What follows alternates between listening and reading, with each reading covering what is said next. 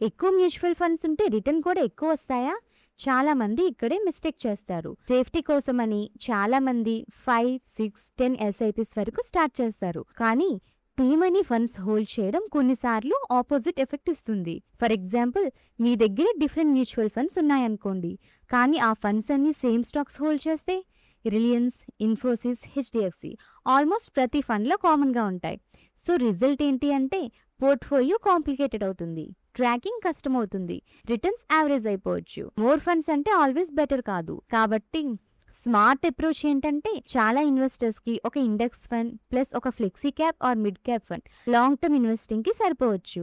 So smart investing అంటే ఎక్కువ funds కాదు, proper allocation and discipline important. మీరు ఎన్ని మ్యూచువల్ ఫండ్స్ హోల్డ్ చేస్తున్నారు కామెంట్ లో చెప్పండి. ఈ వీడియో కనుక మీకు నచ్చినట్లయితే like and subscribe to marketers Telugu. నేను సెబీ రిజిస్టర్డ్ అడ్వైజర్ ని కాదు. ఈ వీడియో కేవలం ఎడ్యుకేషన్ పర్పస్ కోసం మాత్రమే. Thank you for watching.